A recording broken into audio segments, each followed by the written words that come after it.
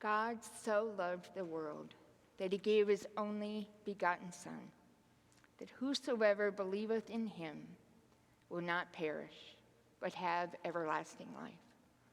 Amen. Amen. You may be seated.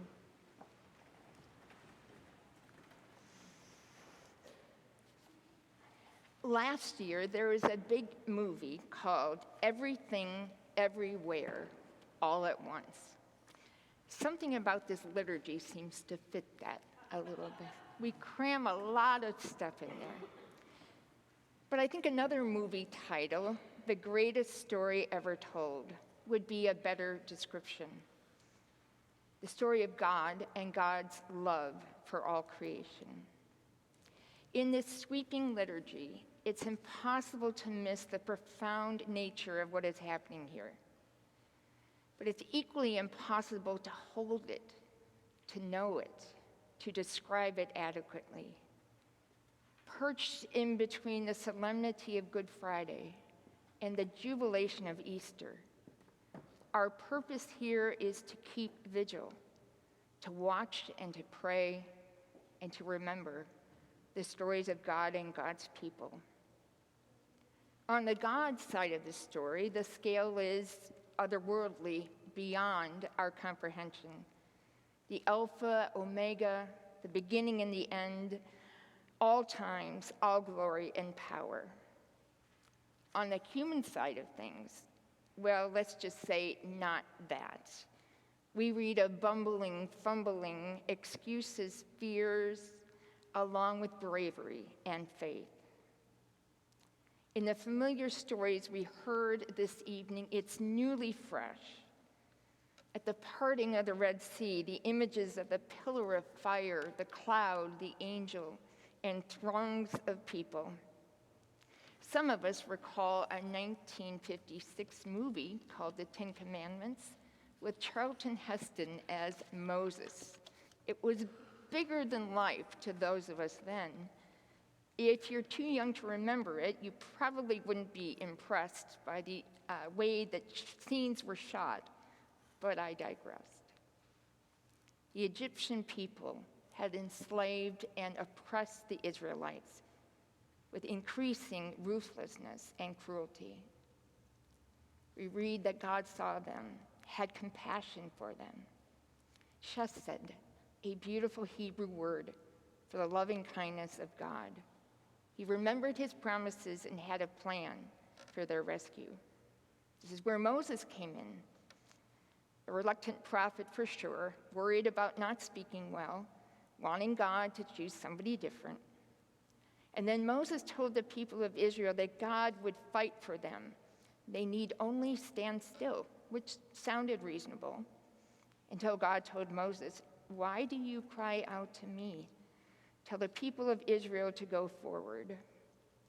It seems that God and God's people both have roles. In Ezekiel, the valley of the dry bones, imagine standing in the midst of these as far as the eye could see. Dry, dusty, all signs of life are gone. From dust you have come, to dust you will return. Like Moses, the prophet Ezekiel isn't just going to stand there and have God do all the work. Ezekiel prophesied as God commanded. The bones gained flesh, they stood up, and they breathed. Life, a vast army, death unto life. With Jesus, of course, the story dramatically shifts as the God who is love becomes us in order to love us back to life. Which brings us to our gospel passage in Mark. Mark's gospel is succinct and unadorned, focusing more on what Jesus did than said. There is an urgency propelling his story forward. He uses immediately 41 times. And finally, to Mark, the life, death, and resurrection of Jesus are all just the beginning of good news.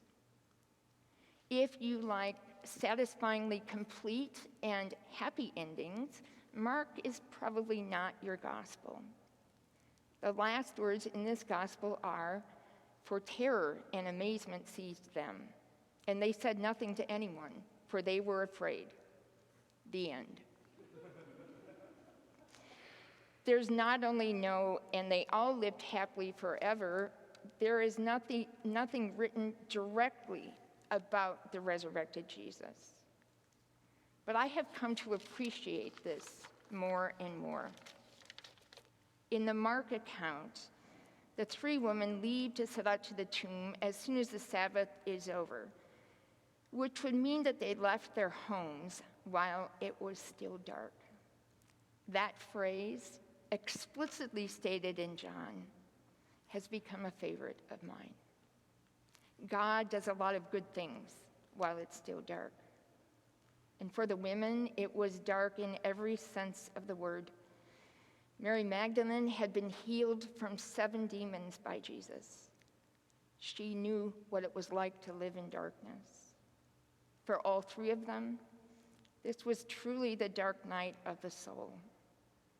Their lives and the lives of their people had been changed forever with the birth and ministry of Jesus. All of their hope was put on him. They had been healed, and they had seen firsthand the love and compassion Jesus had. And Jesus had even raised people from the dead. Remember that when Jesus said he would conquer death, not one of them had any idea of how this would happen. So it was dark, and for them the hope was gone. It's been said that deep sorrow and grief awakens early. If you have experienced this kind of grief, you understand that darkness that becomes familiar. The women were also surrounded by darkness given that moment in time. Remember that women had very little, if any, rights, and Rome had all the power. Plus, it was their people, the Jewish leaders, that had put Jesus to death.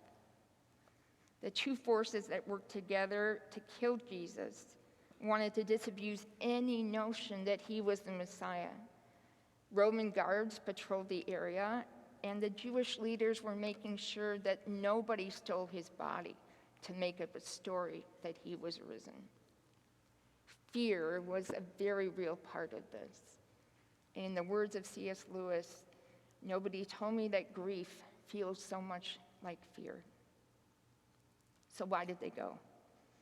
They could have considered all the options and decided to skip it. After all, it would be foolhardy.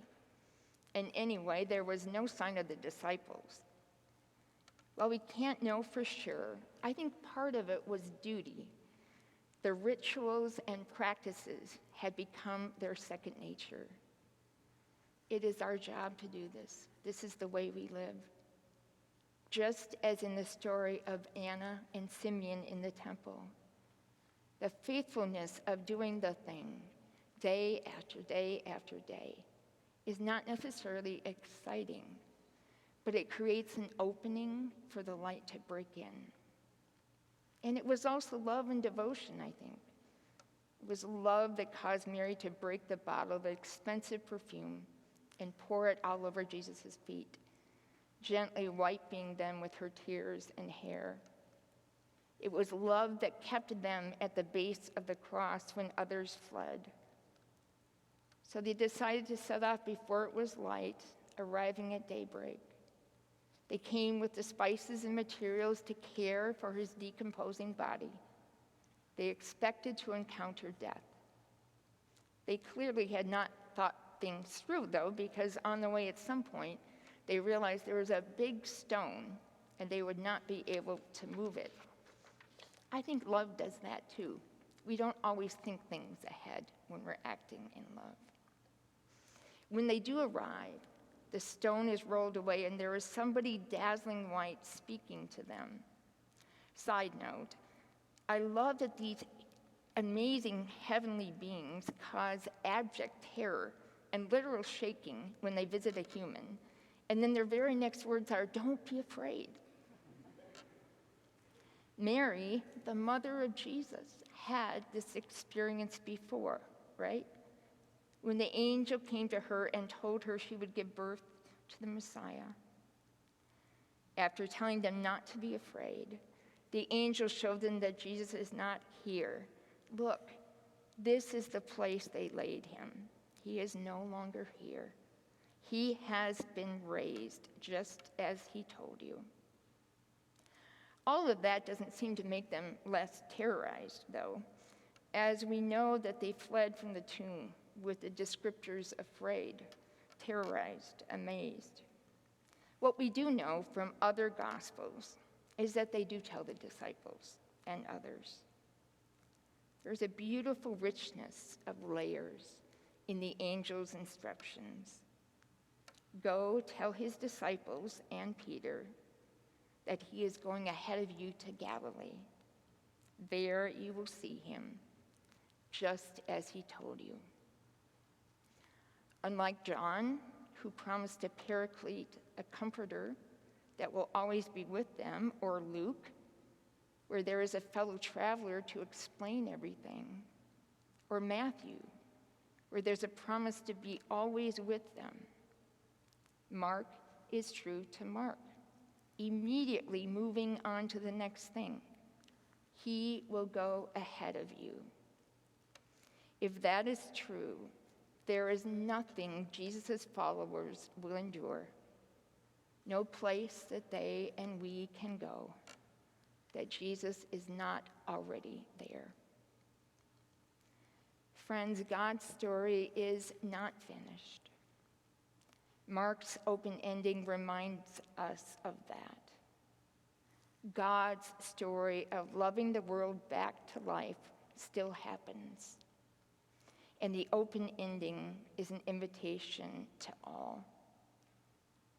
It doesn't matter how much you've fumbled or bumbled, how much you've been wounded or wounded others. The invitation is there to turn our faces to Jesus and say, I can't, but you can. And to each other, I can't, but we